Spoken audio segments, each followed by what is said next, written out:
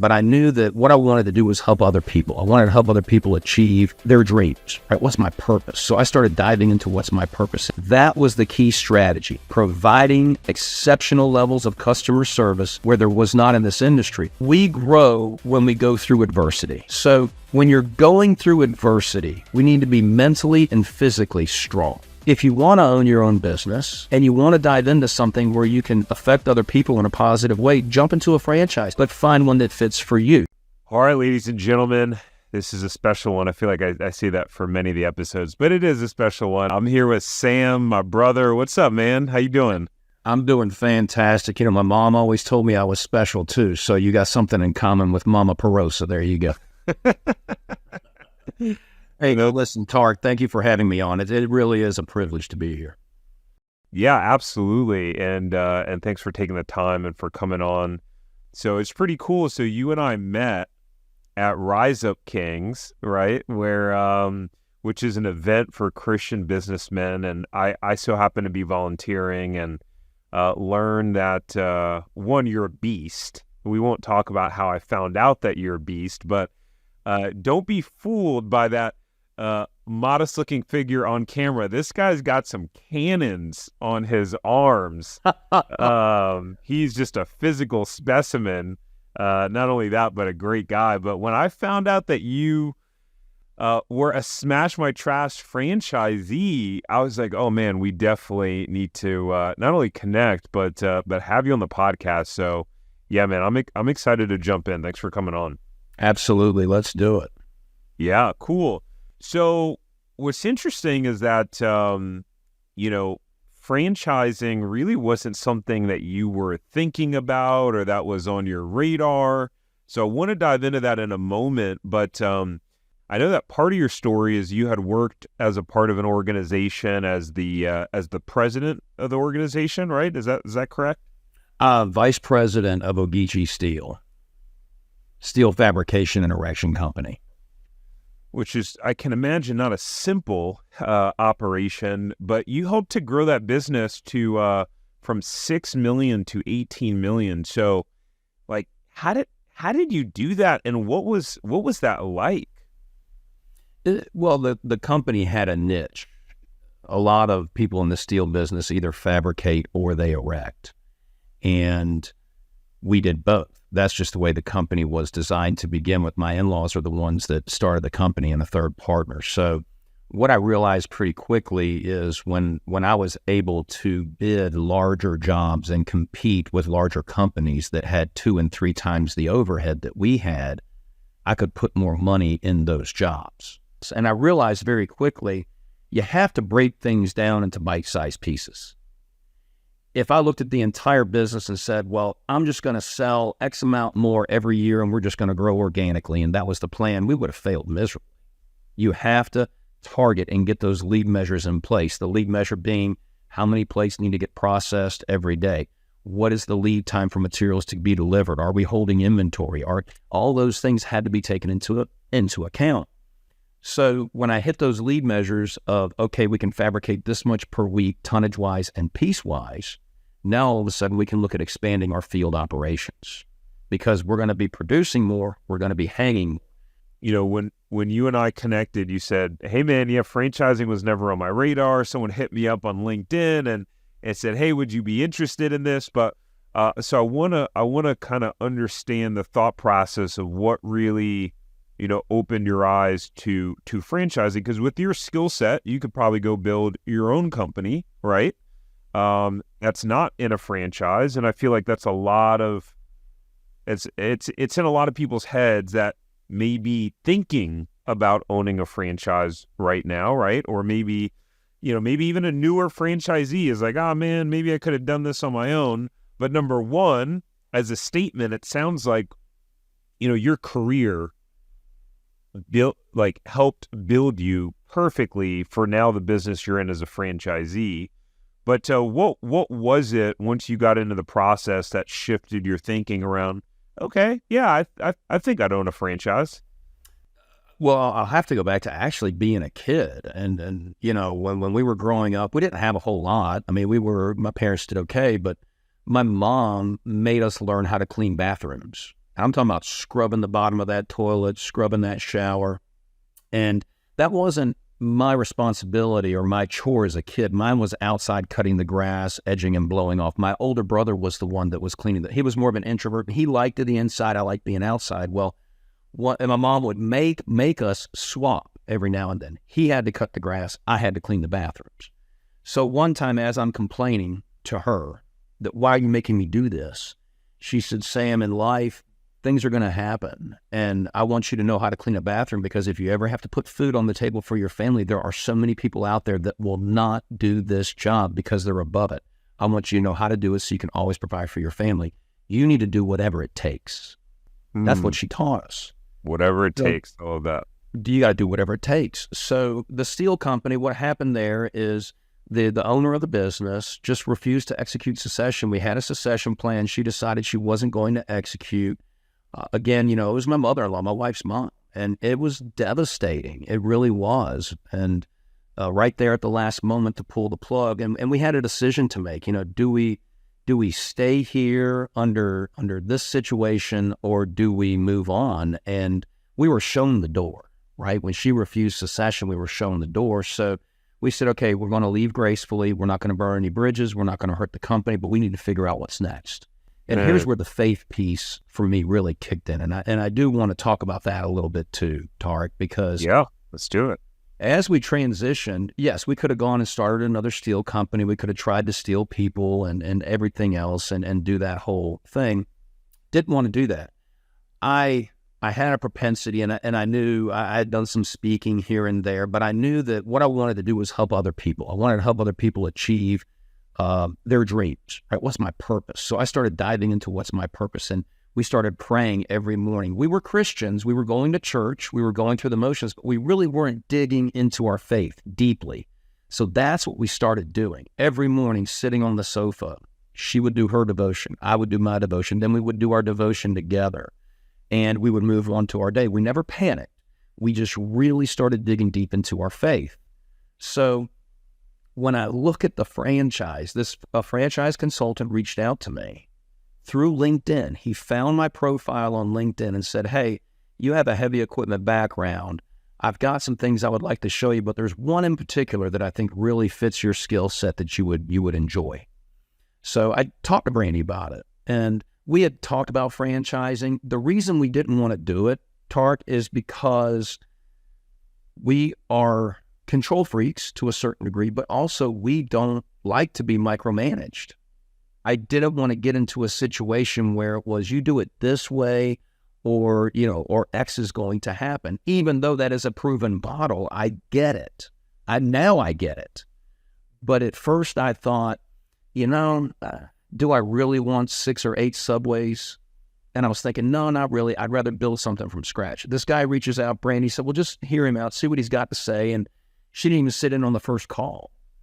And he basically took my information. The second call was to sit down and basically tell us what he came up for us as far as franchises. And when Smash My Trash hit the screen, when he was presenting, both of us just looked at each other.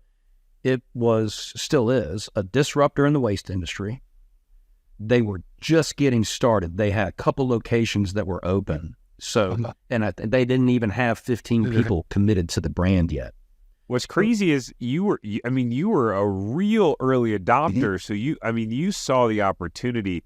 Have you ever seen that bell curve where they talk about when people miss out on opportunities and like that kind of early adoption phase? And it's when people are so nervous to jump in because there's not yet a tremendous proof of concept. And by the time there is, it's too late, right? And it was truly in the case of Smash My Trash, because they became one of the most prolific franchises in terms of they sold hundreds of territories in an 18-month period. I mean, just absolutely bananas.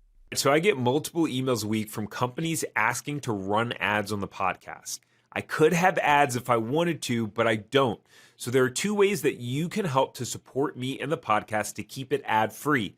First is to like the video, subscribe to the channel, and leave a comment, even a smiley face if you have nothing to say. the YouTube algorithm only shows the video to more people based on the likes and comments on the video. So your comment could help someone get exposed to this, and not to sound too cheesy, but it could legitimately change their life. Lastly, go ahead and share this with someone that you think will enjoy this episode. Maybe someone who you know loves business and entrepreneurial stuff, or maybe it's someone who's been saying that they want to own their own business for forever. You can message it to them directly or share it on your social media. It would mean the world to me. You guys rock. Enjoy. Sure. And it is. The growth was amazing. When we started having more conversations with them, we understood that there wasn't a clear path to success. There wasn't they didn't have all of the support in place. They didn't have all of the best practices in place. They understood that each location is going to be a little bit different. So let's get some owners in here and tell them, run your business. Here's what we do. Here are the takeaways. Here's how we've sold it. Here are the processes and procedures. There is a book of standard procedures, but it really wasn't that thick at that time. So we were going to be part of growing this brand, helping people determine what the best practices are. And nobody's heard of this.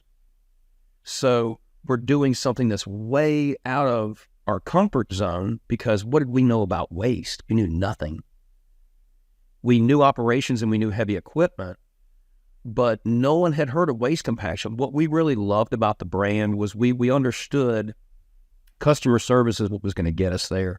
This was an industry where there was just no level of customer service. So what we were going to do is we were going to white glove this thing. We were going to take trash. We were going to make it matter to people because it's a pain point for most everybody, most businesses. And we were going to remove that pain point. And what we didn't realize, because we actually signed up in February of 20, what happened in March of 20? No, nothing big. No, just this small little, just a global pandemic. And everything shut down. And the way we saw it, again, we were still working with the steel company. We still had responsibilities there, and we were taking care of those as well. We were sheltering in place at the lake house and really found a lot of peace there. And the two of us sitting there at the kitchen table working on the steel company, and then at the end of the day working on Smash My Trash, we developed what our elevator pitch was. But we understood that it was about cost savings, customer service, removing pain points, and then also we reduced carbon emissions by 70%, an average of 70% when it comes to the carbon emissions for waste hauling. So we got environmental in there, we have cost savings. Who would ever turn this down, right? If you can ever get in front of the right person, who would say no? So very interesting growing that business, but that's how we got into it. We saw it as a disruptor.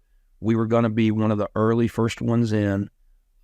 There was no clear path to success yet, but we saw it. And we knew we had a great territory in Savannah as well. I'm from Savannah. I do know people down there. We were able to call on some friends for referrals, for businesses to get us in the door. Because, again, these offices are locked. People don't, we had to stand 6 feet away from everybody. So, I had to figure out quickly, how do we sell this in this environment? Well, when you walk up to somebody and they actually do come to the door, they're standing back, you're standing back. I had to put a PowerPoint on my phone and show them a PowerPoint of a truck smashing or the truck smashing the waste in dumpsters to get their attention. Or we would just drive around to the back of the facility and back our truck up to a dumpster and just wait for somebody to come out there and tell us to leave. Just thought out. Yeah, and so you still, so despite that, right? Because, that would be a perfect opportunity for you to make an excuse, right? And say, well, we weren't able to succeed because, or things aren't going well because, but despite that, you guys managed to hit, $1 million in revenue your first year. And so I'd like to understand two things. One, what was one key strategy? And I think you already talked about this, but to have it kind of narrowed down into, in a one I think would be helpful for the listeners to hear. But like, what was one key strategy that you used to hit that $1 million in revenue your first year? And then what was one key mindset or belief system? Because at the end of the day, strategies are great, but you and I both know that the fuel is the mindset and the belief, right? So yes. So the key, and those are great questions. So the key strategy was product knowledge, service knowledge. People didn't know what we did, so we had to get out there. We had to. We couldn't just go in there, just salespeople walking in with a shirt that says "Smash My Trash." We had to take that truck. We had to get that truck in there and show people, let them hear it, let them see it, but also let's talk about your relationship with your waste hauler. Let's talk about your pain points when it comes to your waste. How can we remove those pain points? Well, people had plenty of them, and they wanted to talk about them. And we realized very quickly on that when people wanted to give us that demo, they also wanted us to take over the waste hauling. And that's a conversation for another day. But not only did they want us to save them money, they saw the fact that we were really plugging the customer service. That was the key strategy, providing exceptional levels of customer service where there was not in this industry. And I tell you where that served us twofold. Number one, we've gained the trust of our customers. They know that we're going to go above and beyond, even if it means costing us a little bit of money sometimes, to make sure that they win.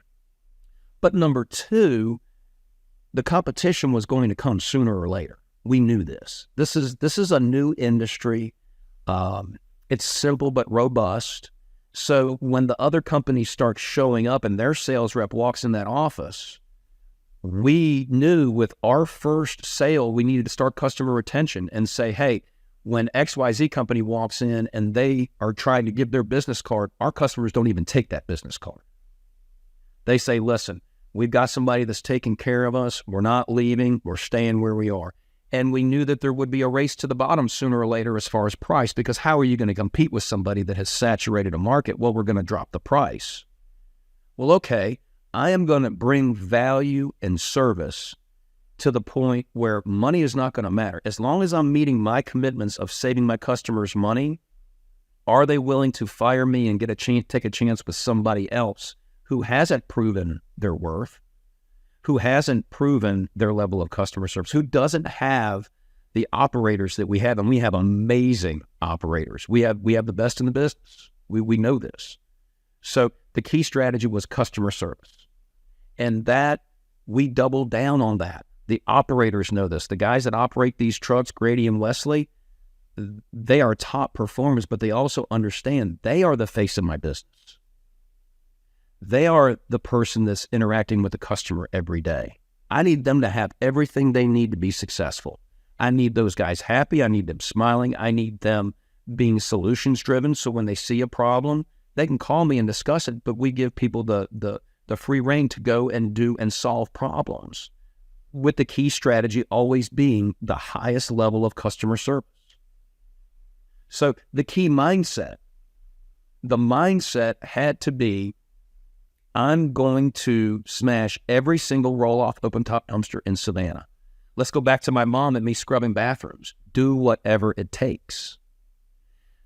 And when we say that, let's define that a little bit too. I'm not going to sacrifice my faith. I'm not going to sacrifice my family. I'm just not going to sacrifice that time. But do whatever it takes in business to show people who we are, that we legitimately care about them.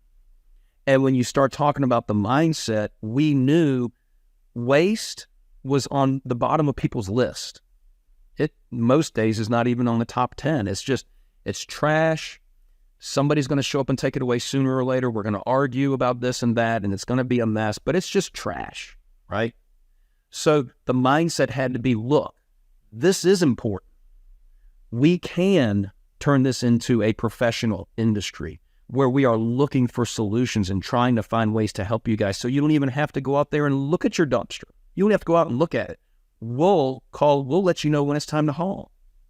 And we'll call you on the phone too, because your operations manager may be walking through the facility when an email is sent saying, hey, Tarek, you need to haul dumpster 30-982 at door 234 at your 1 million square foot warehouse. Well, Tarek is out in the warehouse for 45 minutes. He comes back in.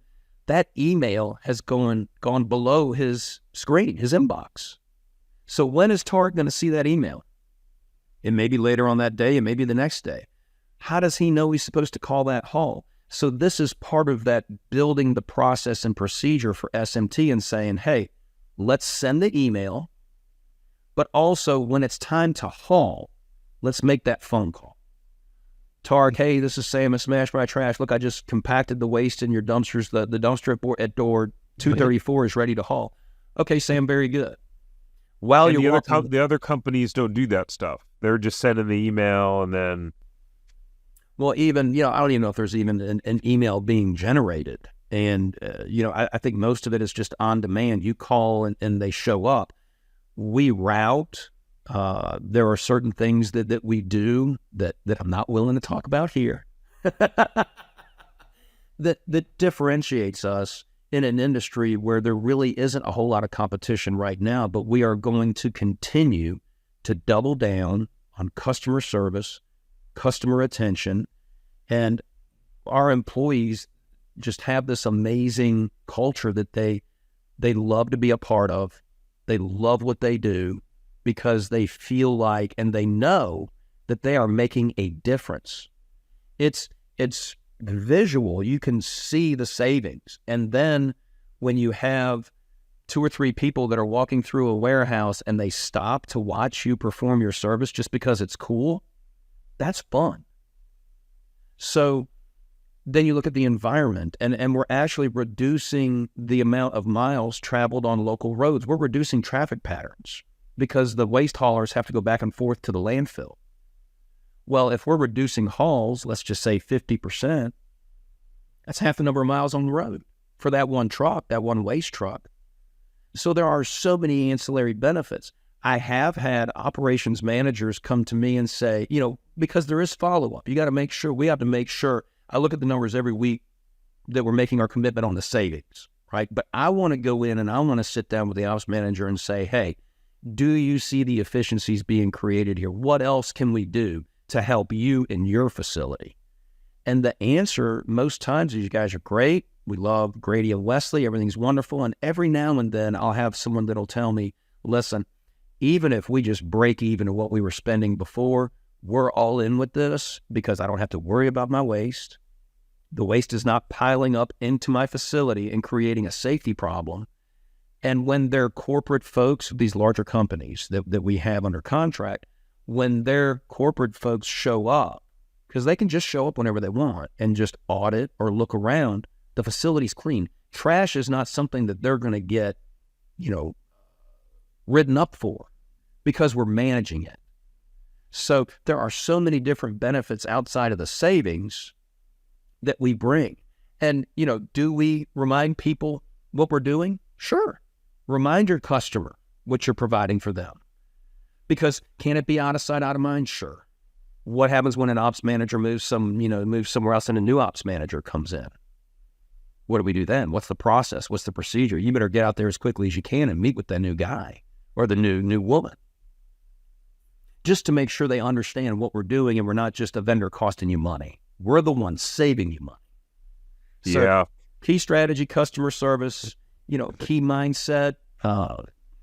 It's got to be customer retention, and just making sure we have the right team in place. Well, what I heard in that mindset was really the do whatever it takes. That's what I heard from that, and because I don't know, and these days I feel like, I do my best to surround myself with powerful people, people that are powerful mentally.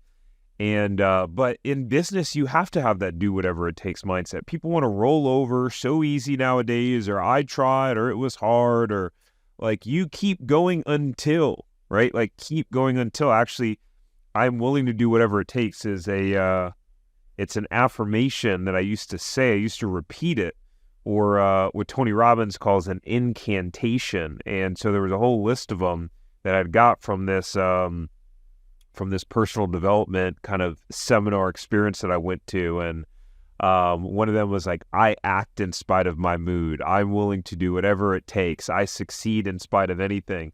Dude, you want to know what's crazy is that actually I had recorded me saying all of them in my voice, and I would play it while I slept. To try to reprogram my mind and my subconscious so it would seep in powerfully. So I just love that you had that mindset. And I think what's interesting is your willingness and openness to do a business that, number one, is not glamorous. Number two, is not something that, okay, you didn't have the technical experience in that business. And I see so many people when they start to look at franchises, they get sucked into the allure of what they think is a sexy business, right? Or like you were talking about, oh, maybe you own 6 to 8 subways or something like that, right? And so they get away from the skill set of what helped them succeed in the corporate world. Absolutely. Right? And so, okay, you may be in the trash business, but you are in a business that is very aligned with the exact skill sets that you've developed over the last 20, 25 years, whatever it's been. So hence, part of why you're so successful, in what it is that you're doing now, right? Oh, absolutely. It starts with your morning routine. You have to get. I have a coaching business too, and I tell you, most of the C-suite folks that I coach, their morning routine is get out of bed, shower, run out the door. And we could have a whole nother episode on just morning routines and core values, right? We know this, but the do whatever it takes, yes, mentality, but also with waste, we have to make sure that when we have a prospect, we're emailing, calling 2 or 3 times a week, 2 or 3 touch points. So when you look at strategy, it is customer service. Once you have those guys, you got to keep them, but how do you get them? And so when the do whatever it takes comes in, I'm going to send emails, I'm going to make phone calls, I'm going to leave those messages. I am going to make waste matter, and I'm going to make them tell me, no, leave me alone. But when you're talking to people about saving them money and making them more efficient, I have been asked to leave one office. I was asked to leave because we were sitting there talking, I had my sales manager with me, and the guy said, look, we're just not interested. And B said, by my sales manager, B Cook, he says, you're not interested in saving money? And it wasn't a condescending answer. It was a legitimate question. You guys aren't interested in saving money? And he just pointed the door. He said, gentlemen, leave. But that's one person. And that was the gatekeeper. Okay, I get it. Have we been back there? Yeah. Are we smashing there now? Yes. They are a customer. But the persistence and understanding that waste is number 30 on the list until you make it number 1. So do I have prospects that I've been calling on for a year and a half, 2 years? Yes. Am I giving up? No, because they haven't told me to leave them alone yet. It's always, right. Look, man, holler back at me. I don't have time to work on this right now. Okay, fine. And I will keep on doing it, Tark, until they convert. Hey, I hope you're enjoying the podcast episode so far. One of the most consistent things that we hear from people that reach out to us is that buying a franchise feels really confusing. There's so many options out there. It's a scary decision. They don't know how to vet or do the due diligence or really narrow down on the right franchise for them, and then they really feel alone in the process. You might be the only one in your family who's ever pursued buying a franchise or being an entrepreneur, or maybe you've tried to start a side hustle before, or other businesses like me. Like before franchising, I was not able to crack the code on entrepreneurship.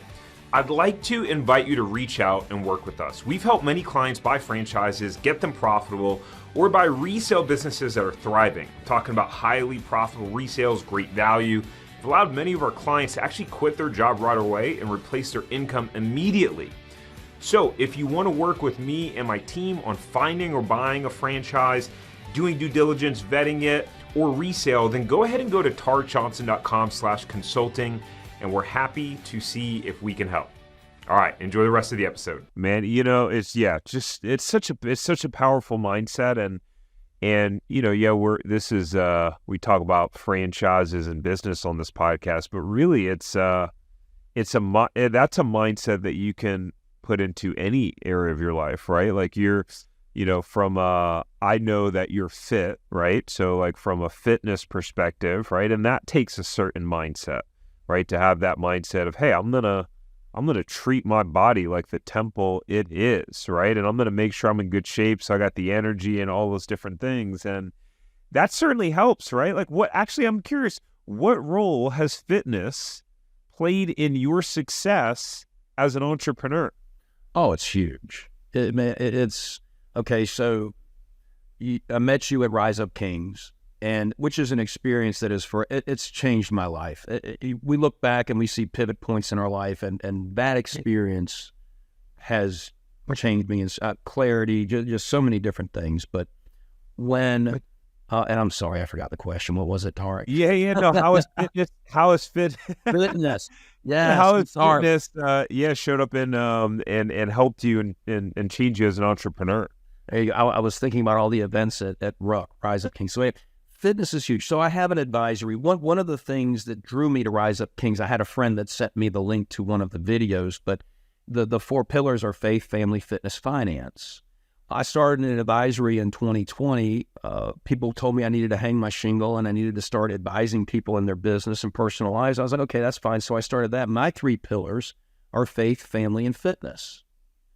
And I have mentors as well. I have mentors and people that I can go to. Glenn Jackson, he owns Jackson Spalding's huge, marketing communications firm. Glenn's a wonderful guy, and he speaks to fitness as well.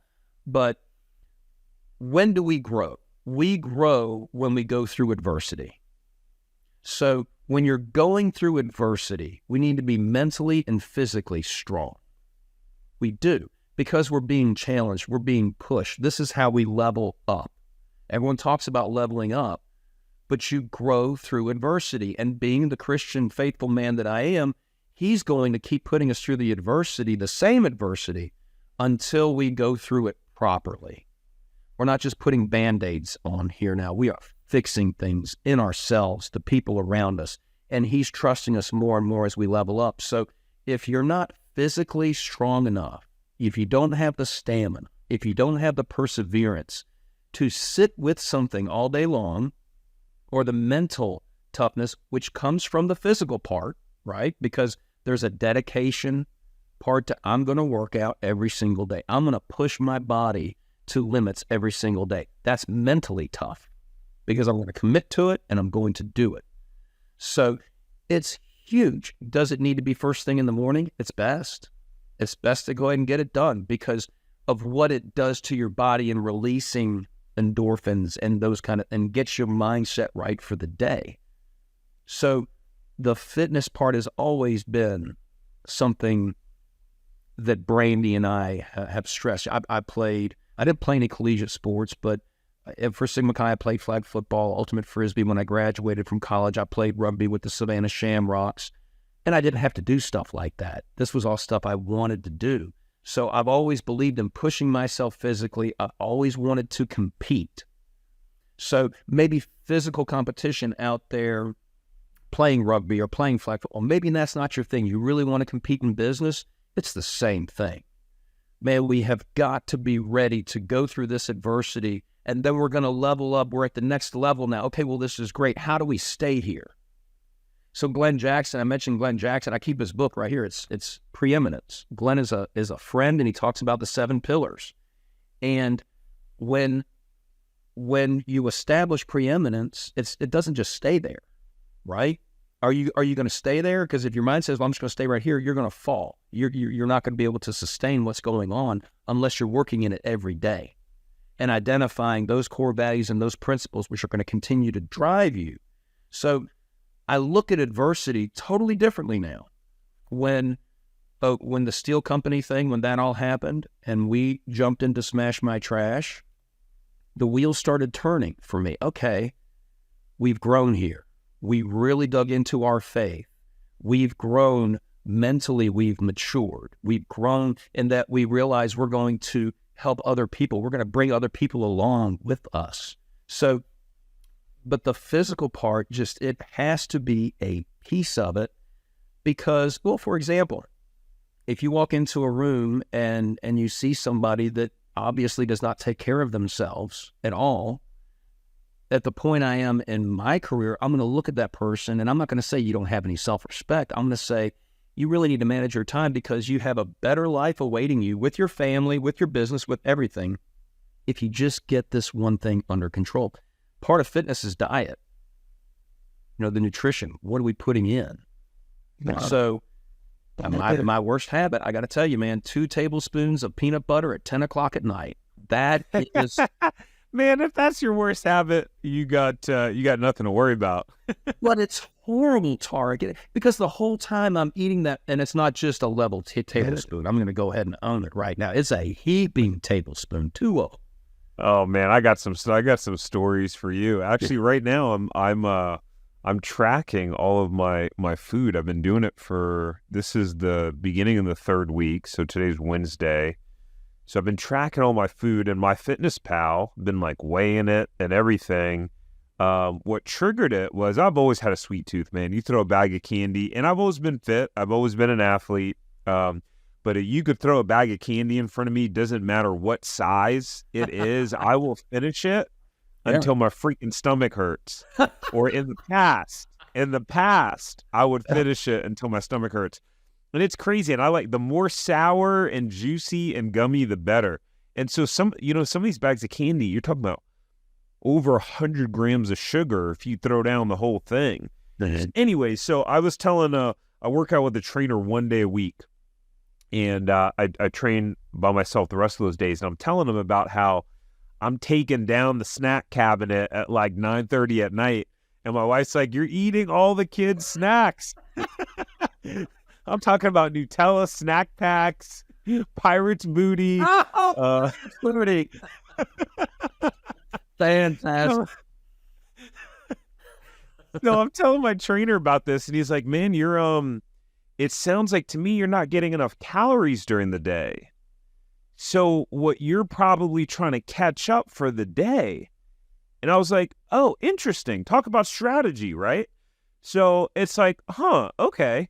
So it's like, well, let me start actually tracking what I'm actually eating. And yeah, it turns out I wasn't getting enough calories. I mean, I'm working out in the morning, and then, I'll eat breakfast, and then I'm just a workhorse. I'm working, eat lunch, and then I don't eat again till dinner. I'm probably only maybe 1,200, 1,300 calories in, and for 195 pounds, it's not going to work. And so anyway, so I've been tracking it, and man, it makes such a difference in the discipline now that's having on my business. Yeah, like the me just being more consistent, more thoughtful, and this is why I run Spartan races. I have all the medals there. I actually hate running.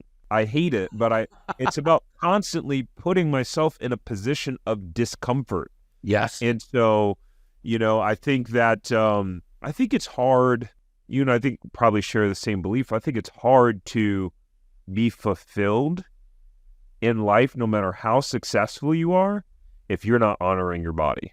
No, 100%. And I tell you, so I'll start off with people, the first 30 days that I work with somebody, it's about faith, family, and fitness. We don't even talk about business. It's all about personal development, morning routines. And the folks that tell me, I don't have time to work out, I don't have time to go to the gym, I don't have a place in my house where I can buy a bunch of equipment, I tell them, great, that's fantastic. What we're going to do is we're going to set alarms on your phone, 3 different alarms during the day. When that alarm goes off, no matter what you're doing, you're going to do 20 air squats and 20 push-ups. And then you're going to go back about your day. So I could do it right now. Your listeners would think that I'm absolutely nuts, but I could get up right now. I could do 20 air squats while we're having this conversation. It's going to get my heart rate up a little bit, but not too much. I can still have a conversation. Drop down, do 20 push-ups. We're still having the conversation, and I'm done. So you start by dipping your toe. And what these folks realize is, as soon as I'm done with that set, I have energy. So, okay, I'll set the alarm for 9 o'clock, and then they'll do it again at 11, and they'll do it again at 2. Well, then that morphs into, well, why can't I do 30 of each, 40 of each? Let's throw some crunches in there. Let's throw some core work in there too. Well, now you got people in their offices during the day listening to conference calls or listening to podcasts, doing their growth thing for the day, and they're doing their exercises on the ground. It's huge. Can you do it without it? Sure. I bet you can. But if you're the kind of person, if you're watching this podcast and you're like, 3:00 every day, I start really fading. I think I got some blood sugar issues. Well, you got blood sugar issues, but let's look at your routine. Are you starting your morning right? Are you pushing yourself physically? Because we need to grow, especially the older we get. Tark, I'm 52 years old. It takes twice the work to get half the results now. So do I just go back and say, I'll just do whatever I can? No. I want to push. I want to get more. I want to see those results. And it's not a vain thing for me. I like to look good, right? When I'm wearing clothes or whether I'm, wake surfing or doing something like that, I do want to look good, but I just want to feel great. I want one day I'm going to have grandkids, and I want to be, the fun G dad. I want to be the one that's teaching them how to do all these things. I don't want to be sitting in the chair watching them. So to me, it is business. It is. It's very important to business, but just your personal life in general, everything's better. You sleep better. You love better. You're more engaging with people. I tend to be more patient when I'm working out. Just all of it. It just feeds me. Yeah. And so the last question I want to hit on, man, is, it's not all sunshine and rainbows out there. You've been, obviously, you were really successful in the corporate world. You've been successful now as a franchisee, had success quickly. And I think sometimes people may get discouraged by that because they may be going through an adversity or challenge and they're not seeing the success as quickly in their business. So what's been a challenge that you faced in the business, right? And how are you overcoming it, or how have you overcame it? The great question, and man, again, we could have a whole other podcast on that. But overcoming adversity, and I will give specific examples. I will. The main thing is know yourself, know who you are, and that's why the franchising thing, kind of parlaying on that question too. I have a totally different mindset and outlook on franchising now.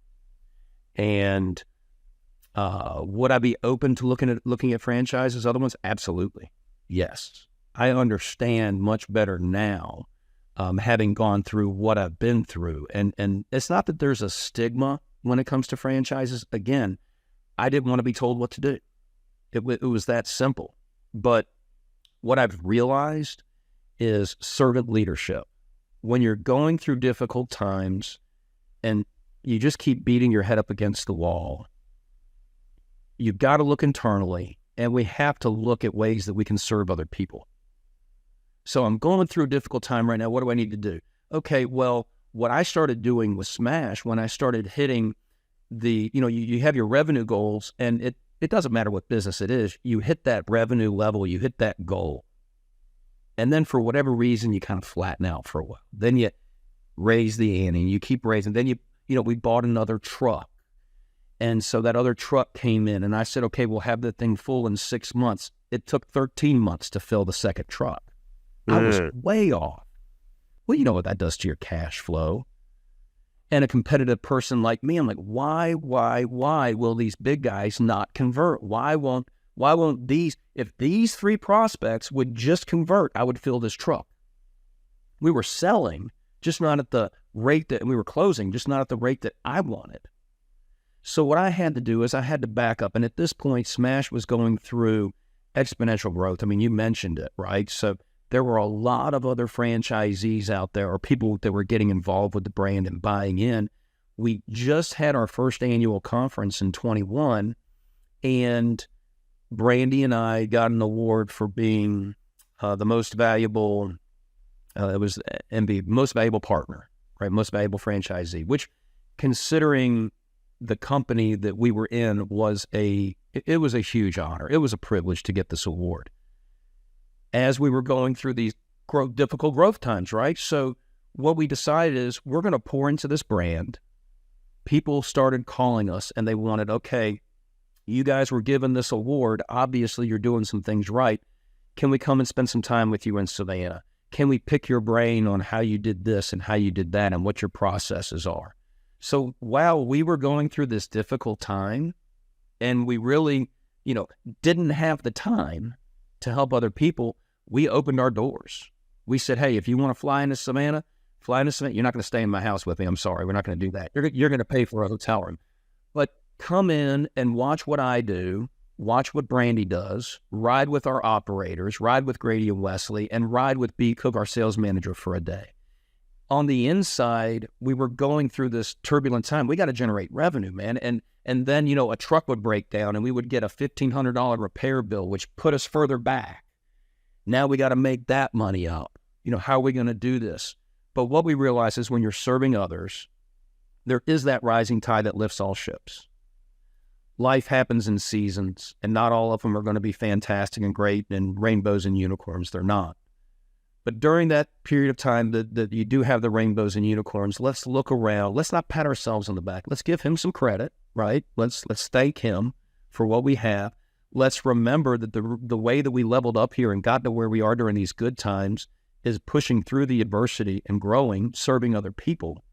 But also, you know, those times, one or two things can happen. You can shrink back and get angry and grumpy, or you can choose to say, okay, this is a season that I'm going through right now. Why am I where I am?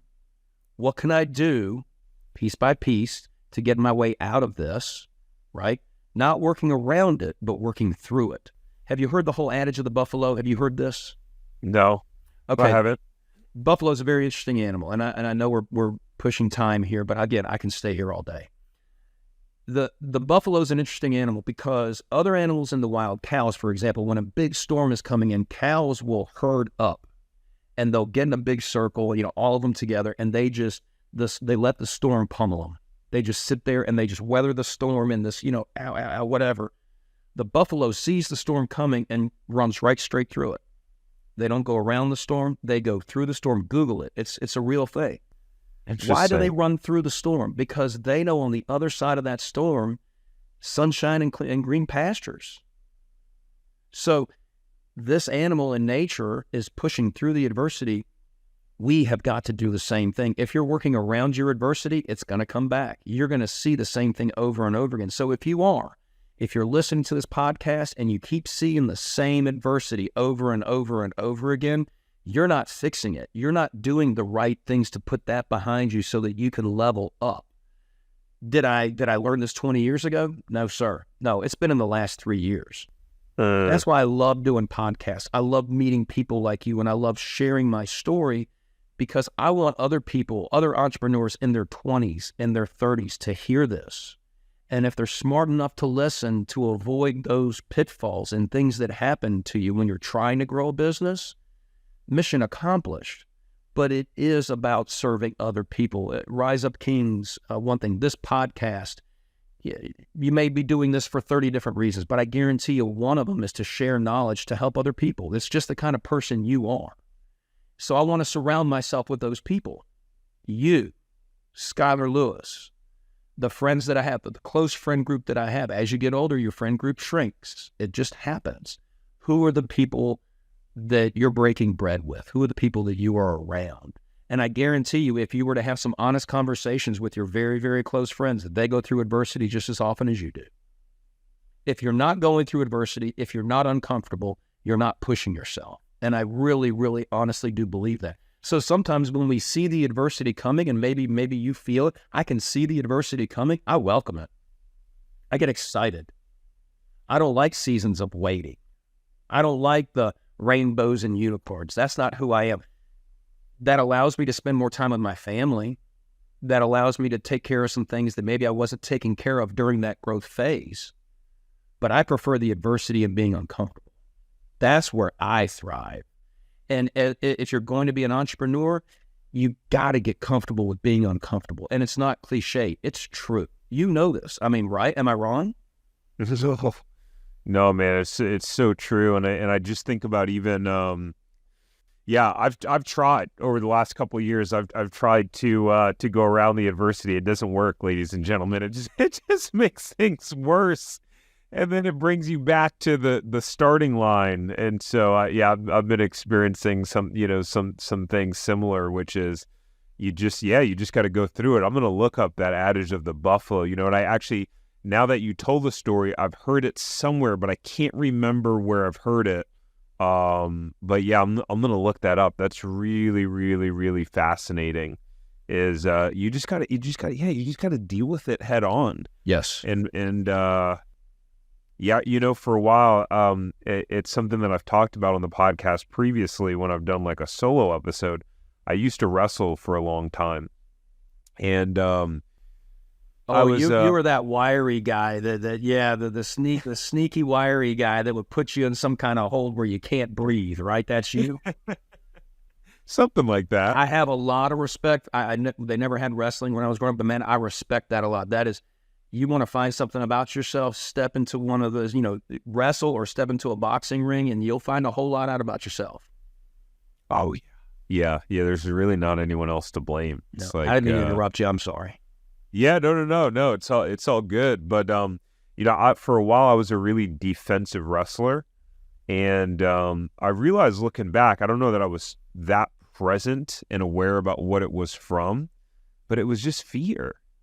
It was fear of being offensive and attacking, and the fear came from not trusting my training and myself and my ability to respond to the obstacle. And so what I've realized in business is it's been a pattern all my life, right? Because there's that phrase, how you do anything is how you do everything. And so there is that underlying pattern of all the times of me like not being offensive. And when I go back and watch the old wrestling tapes and realize, how much I had trained athletically and what my speed was, it's so obvious now. It's like the analogy with the elephant in the circus, right? When, as a young elephant, they put the rope around it, and then, then as it gets older into this giant elephant, right? It now doesn't try to escape because it used to not be able to do it before, where it'd be able to snap the rope like that. And so looking back, I'm like, man, I could have snapped the rope so easily. And I didn't, but now it shows up in business. And so it's like, where am I? Where is there an opportunity that I know I can hit the hole hard, go strong, but I'm not doing it because I'm not trusting my abilities to adapt and deal with the adversity and the challenge. And so that's what I think about when you say that. Yeah, well, again, surround yourself with good people that lift you up. I feel, Tarek, I feel like if I was going through something, I do. I have my 911 calls. I do, but I could call you and say, look, man, I'm going through this time right now. I just need some support. And you would be there for me. And you've got to have that support network around you. I mentioned just a few books, Andy Stanley, The Principle of the Path. Have you heard of this? No. Well, okay, it's your direction, not your intention, determines your destination. It's a faith-based book. Your direction, not your intention, determines your destination. So let's say I'm a recovering alcoholic, and it is my intention to not have another drink as long as I live, because I know what it does to me. But I'm still going out and I'm hanging out at the bars and I'm hanging out with the same people. That's my direction. So my intention is over here. My direction is going this way. They're not in line with each other. Sooner or later, I'm going to have that weak moment where I'm going to have a drink. And I'm not saying you got to dump your friends, but your intention and your direction need to align. So business owners, when you sit there and say, okay, well, I just want to succeed. Well, okay, that's great. That's your intention. But what are you doing about it? Where's your direction? Are those two things in line? And it's right here on my desk. I would recommend, you don't want to go and read 30 books and get nothing out of it, right? People along the way have suggested Andy Stanley, The Principle of the Path. Glenn Jackson is a friend of mine. He just put this book Preeminence out, and I read it, and it's amazing. It really is. And he achieved and maintains and continues to grow this high level in a marketing communications industry. I mean, he services little companies like Chick-fil-A, you mentioned, like Delta, and he started from nothing. I have the Leadership Promises Every Day. This is a great devotion book. Keep these things around you so that when you do get that difficult phone call, you're seeing that difficult time, stop for a second, pause. You're already physically and mentally fit because you have the fitness thing taken care of, right? Let's just take a minute and pause. Let's do some devotion. Let's look at these things. Let's look at the seven pillars of preeminence for Glenn Jackson: trust, relationship building, marketing, communications, assessment, the cultural torch of servant leadership, fanatical focus, and remarkable resiliency. Are any of those things bad for you? No. No. They're fantastic. And do you have to have all seven? I mean, it's great, but, get the book, read it. He puts it in layman's terms, but you have to be growing through podcasts, reading books, and it's not about watching the news either. Stay away from the news, right? And I know I've gotten way off path here, but the adversity thing and growing through it instead of fighting it. When I was at the steel company, I would bury my head and I would push as hard as I could to just solve that problem so I could move on to the next thing. But I wasn't learning. I wasn't growing. And I kept seeing the same adversity over and over again. Smash my trash. I'd have this franchise. Okay, this isn't working. Let's quit beating our head up against the wall. Let's change the way we're doing this. Let's change our approach to customers. People aren't converting with this approach. Let's try this. Routing. You can change routing. Just because your business is running well doesn't mean it can't be better. Make some great hires. Pay people what you need to pay to get and maintain wonderful, loving, caring employees who believe in what you're doing, right? So everybody has their opinion on all of these things, but adversity exists for a reason. And learning to battle through it is the way to go. Franchising is an amazing tool. It's wonderful for people to be able to go out there, start up a business. And if there is a path, that's great. That's wonderful. A lot of folks don't have that mindset that we're talking about. So if you want to own your own business and you want to dive into something where you can affect other people in a positive way, jump into a franchise, but find one that fits for you. You know this, Tart. It's what you do. You find that fit, know yourself, know who you are and where you're going to thrive. Don't just jump into a franchise business. Get into something that speaks to you, that you know you're going to be able to run, find the help when you need it. But it's a very gratifying thing, running a business and positively impacting other people's lives. It's an amazing thing to do. So if you're so inclined to do something like that and you don't want to start a business from scratch, look at franchise. Yeah, for sure, man. Perfect note to end on, Sam, man. It was such a pleasure. It was great. Thank you. Thank you so much for coming on, man. Thank you, Tarek. Hey, anytime, I'm here, man. I'm at your disposal. Awesome. Take care.